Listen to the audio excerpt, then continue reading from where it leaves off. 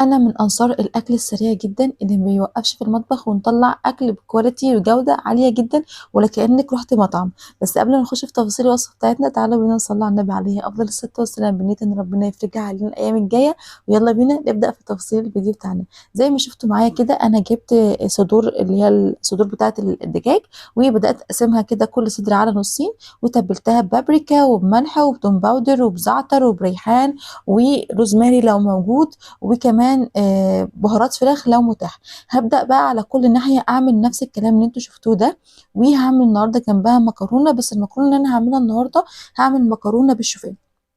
فأنا كنت غالية المَيّة already وحاطة فيها ملح بس، أنا ما باحطش أي زيت خالص في المَيّة بتاعة سلق المكرونة.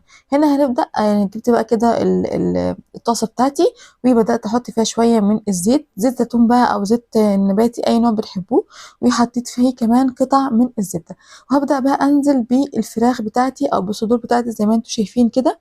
وعايزة أقول لكم إن هي ما بتاخدش وقتي خالص، مجرد من 5 ل6 دقايق على كل ناحية يعني، وبنطلّع الفراخ وبتكون مستوية وزي الفل.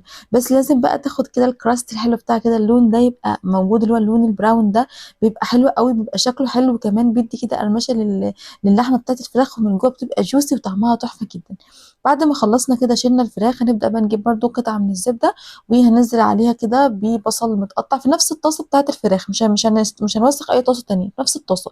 حطيت عليها بصل وحطيت توم وشوّحتهم، ورجعت حطيت عليهم معلقتين كبار من الدقيق، وبرضه شوّحتهم كده كويس لحد ما تحسّي إن الدقيق خلاص كده استوى، وهابدأ أنزل عليها بكريمة لباني. لو ما فيش كريمة ممكن نحط لبن ونحط معلقتين من القشطة أو مكعبين من الجبنة اللي هي المكعبات، وهابدأ بقى أزوّدها بمَيّة من مَيّة سلق المكرونة ومَيّة عادية، وهابدأ إن أنا أنزل عليها المكرونة المسلوقة زي ما أنتم شايفين معايا كده. ممكن نحط مكعب ماجي خضروات أنا باحب أحطه أحيانًا، واللي مش حابب فدي حاجة ترجع له.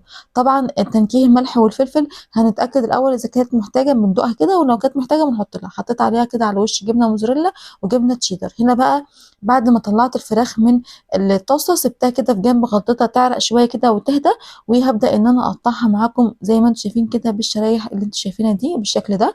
هابدأ بقى أجيب الطاسة بقى بتاعة المكرونة بتاعتي، وأبدأ أنزل عليها كده بصدور الفراخ زي ما أنتم شايفين. عايزة أقول لكم إن طعمها كان في منتهى الروعة بجد، بسم الله ما شاء الله، كان طعمها تحفة جدًا وعجبت الولاد جدًا. بجد أنصحكم إن أنتم تجربوها، وسهلة سريعة مش هتاخد منكم وقت ولا مجهود خالص، وهتحسوا إن أنتم أنجزتوا حاجة وبسرعة جدًا. طبعًا بقى لو في جمعة وعايزين يعني تستفيدوا بالأجازة دي كده وتريحوا جسمكم وما تقفوش في المطبخ كتير، فدي أسهل وأسرع طريقة تعملوها وهتعجبكم صدقوني. بس كده، مع السلامة، باي.